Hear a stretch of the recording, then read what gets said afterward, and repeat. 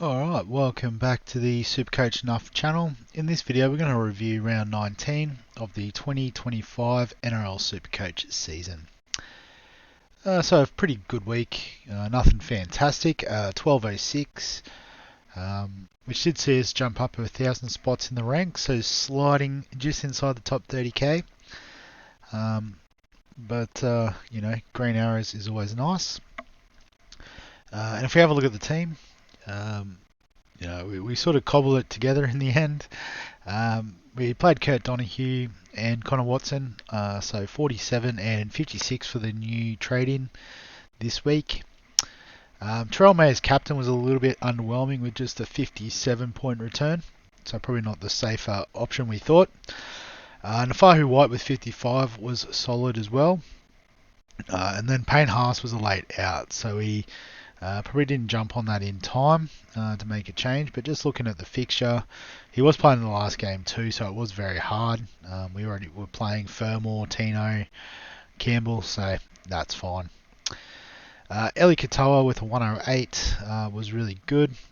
Preston 67 got the try in the low scoring game, so that was a win for us. Tino was 70, was nice to see him get some good minutes as well. Savala with a 39 on the bench, so didn't quite get to the projected, which is what we predicted. And Kane Bradley, surprise starter on the wing, and I think he jagged a couple of tries to get to that 64. So he's made a bit of cash, but he's just facilitating that swing through the back line. Jerome Hughes with the 101 was really good as well, so glad we've got him. Jaden Campbell with 59 was solid enough. King Togia with 34 is you know, about as much as what we can expect. Herbie with a 105 would have been a nice VC to take. Pretty sure Eli Katoa was slightly higher, but yeah, definitely would have been nice to double up on that. Lomax with 86 was quite good. Kiros with 53 was, you know, doing his thing in that game against the Cowboys, offloading and running. Dylan Lucas with 52, I think he went down injured from memory. Probably have to follow that up a bit closer. Fermor 66 was quite good, and then Karapani we thought would score a try against the Titans, but didn't quite work out that way. And then Hunt we brought in as a bit of a cash grab, scoring a 44. Unfortunately, Billy Smith did ton up, so we missed out on the points and the bit of cash there. But we did want to free up some finances to do something a bit different this week. Well, actually, it wasn't that different, but I am thinking we'll do something different now. At fullback, Drinkwater with 49. Paps was another late out with that niggling calf, and Teddy with an 84 continues to punch out good scores.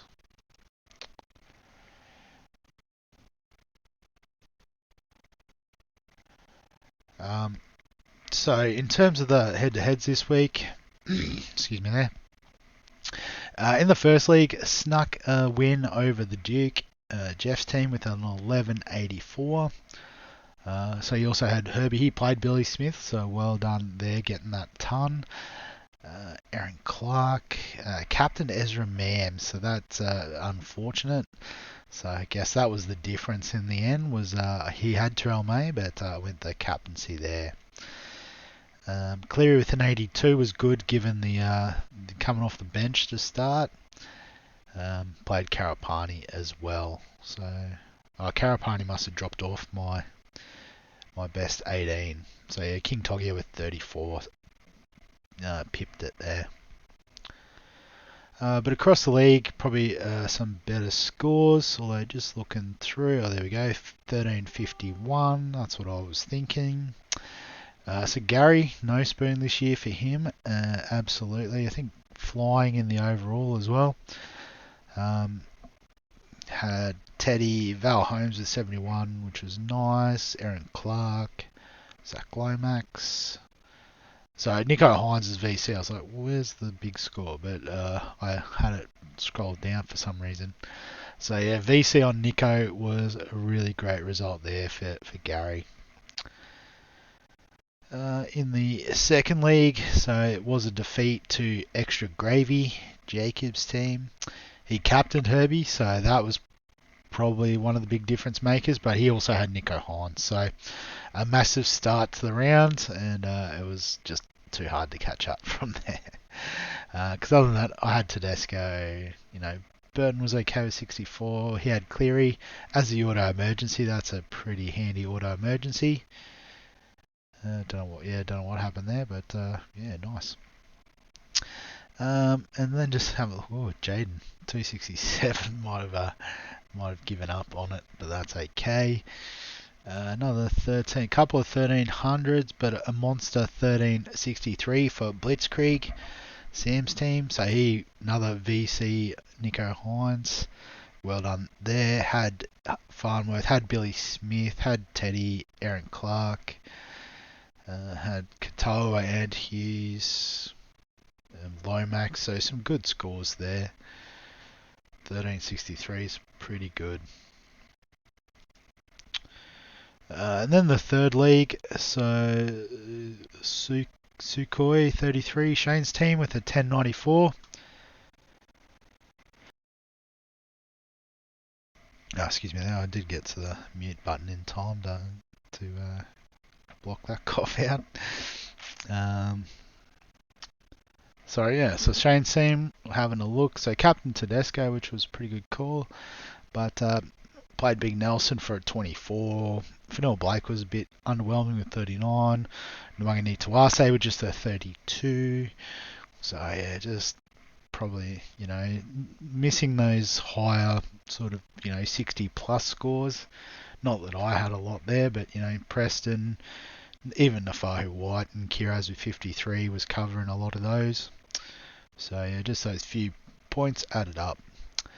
But looking through, got a 1300 here as well. So 1311 for Kobe Monsters, Balthazar's team. So he VC'd Farnworth, didn't go the captaincy route, but had Hughes and Smith, so 3 tons to begin is pretty handy. Had Nico Hines, so I think Nico was the key to a big score this week.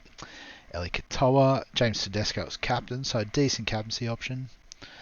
And then some solid contributions elsewhere. Nice. In terms of other players that went well this week, Jaden Sewer, I think it was his 150th or something with a 126. That's a pretty good return for the 1% who own him. Blake Brayley has been really good the last few weeks. You can see 5-round average of 81, 3-rounder of 87 thanks to 117 this week. Adam Dewey, I think he was like 2 tries and an assist in the 110 this week. Eli Katoa we've talked about. Chanel Harris to Vida, I think he was 2 tries and assists as well in that game. So going head to head with Dewey in the 5/8 spot. A couple of potential pod 5/8s there. Liero with a 106 was massive backing up from Origin. Farnworth Smith we've touched on. Gagai and Tuapiki tunning up. Dom Young tunning up. So that right edge for Newcastle must have gone alright against the Storm. Tupou and Tungo not quite there with the 99. Laybut with the 92 and had a couple of late drops. Could have easily turned up in that game against the Dogs. Braden Burns with an 87 was a bit unexpected, but at his price point, maybe not so much. Alamotti was kicking goals there, I noticed, on the bit I saw of the game yesterday. So 88 points for him was handy. RTS, 87's good. Nikora, he'll become, I think, a bit more popular going forward. 84 for him this week. Charlie Geimer, nice and cheap, so well done if you still had him in around the team with an 85 this week. Halasima went good, 82. Nice. So in terms of break-evens this week, so KO weeks will be one on a few people's radars with that negative 71 break-even. Might have a bit of a closer look at him. I haven't delved too deeply. So upcoming fixtures, 3 of the next 4 at home against, middling sort of teams. St George at Wynn isn't the biggest road trip for Canberra. Playing Penrith out at Glen Willow. I can't remember if that's Tamworth or Bathurst or Mudgee, one of those country towns. But that'll be a cracking game, you would have thought, given the form they're both in. The Tigers at home, and then the Dolphins at KO to finish. So I don't think that's the worst option, if I'm being honest, to do weeks. Nick Meaney got the fullback gig again this week, 61 points, so it wasn't the monster score from a couple weeks ago, but still has one more price rise in him. Excuse me there. Don't know if I'm coming down with something or just dry throat. Yeah, so Billy Smith, I guess that was the game we were sort of sitting and waiting for, and I knew if I traded him out, it would be this week. And sure enough, that's how it goes. I'm sure I'm not the only one who had that issue, and plenty of people did hold, and well done. But he will make some more money for the run home. Ben Tulty, I think I saw him crash over for a try yesterday, Arvo. So 71 points for him, which is nice, but how many more games does he actually get with Payne Haas due back and Origin basically done with? Gajeski got a try as well, so he's got a nice little bump in cash coming. De Silva with a 44, so he's still got a nice negative break even. Didn't see what his role was, but may have to have a look into that. Finau, 75, so he's made a nice chunk of change there with a nice negative break even. Jaden Sewer off the back of his big one. Tristan Hope only scored the 18, so it's not an option. Yeah, I think after that we're pretty happy. Tuapiki, don't know how much longer he's got there before Nickel Klokstad will be back, so might be worth consideration if there's a timeline. So it says fortnight away, so probably an avoid. So, in terms of my team this week, the initial plan was Metcalf going to Cleary. And I think we're still going to do that. Cleary having that bit of a, freshen up this week, not playing the full 80. Saved us a bit of cash too, which was handy. So we do have 295k up the sleeve. Initially, the other trade was Savala going to become Harry Grant via a little bit of DPP magic with our hookers. But I'm thinking of pivoting just because I want to potentially be a little bit more aggressive. Obviously, head-to-head isn't going to do too much this year. I'm not going to do great overall. But what I'm thinking is we might offload Ryan Pappenhausen. Just with that calf concern, it's a lot of money just to sort of not really know what to do with. So there's 2 options here. The first option is we bring in KO Weeks here. And, we can sort of flip him in the future into that 5/8 spot. But we do have the boost up the sleeve as well. So we can activate the boost and we'll put KO Weeks in at 5/8.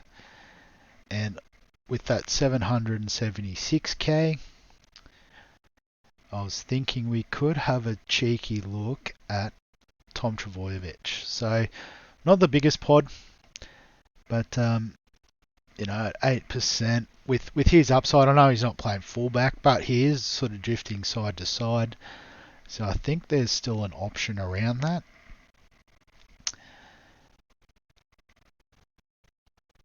So I might just have a look. I haven't fully looked at all this yet, but if I undo that, I just want to see, can we do Savala to Grant? I don't think so. I think Grant's 600s or something.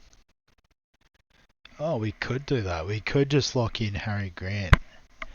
Does mean we've still got Pappenhausen, but does fix the King Togia sort of auto emergency issue. Does get us the two key position players we want. So I guess it's nice to have options. It might come down to the bit of the break-even game. So, Harry Grant's got 98 point break-even. Cleary just 76. So I guess, Grant is probably the lowest in terms of the value there. And I guess with Pappenhausen as well, we could look at So looking at that is the trio everyone's got. So I think it is nice to sort of pivot. You do have Tom Trbojevic there. You also have Latrell. So I guess with Latrell, he does come with the goal kicking. It does come with the fact he plays fullback. But South's struggling with a few injuries and the like. So and a tough run coming up. So Penrith, Sharks, Broncos, the next three. Then Titans, Para, Dragons. It's an okay run through there. And then a bye before the Roosters. So, whereas with Trbojevic, if we have a look at him, his run includes... So Melbourne, Bulldogs, Roosters, so probably not much better actually, truth be told. Tigers is an okay matchup. Dragon, but even the Dolphins and Warriors aren't the easiest teams. So maybe we don't go too different at fullback. We'll just shore up our key positions.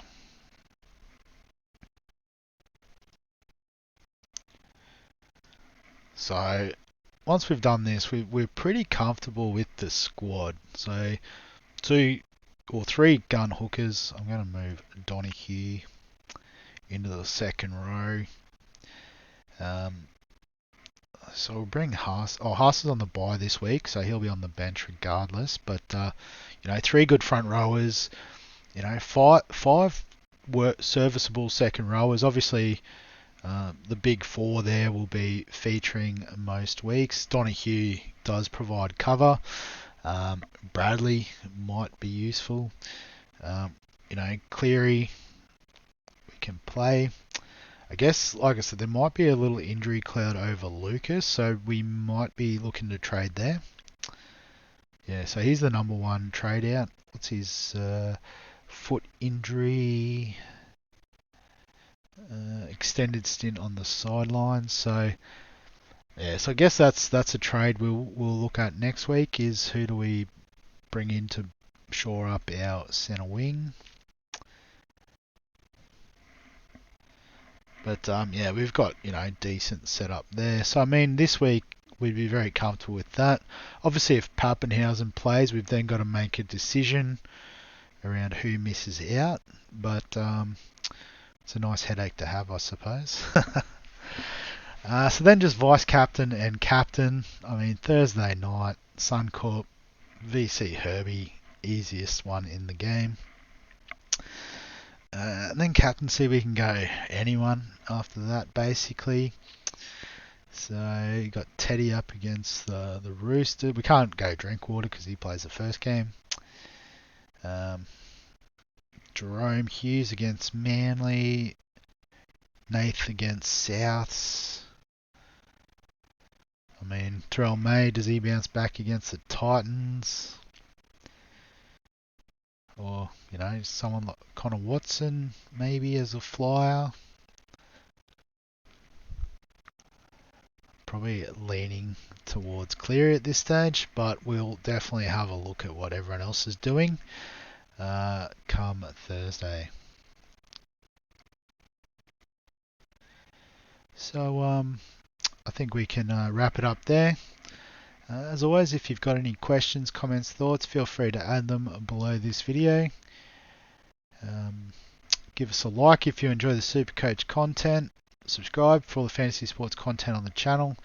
Other than that, we'll catch you in the next one.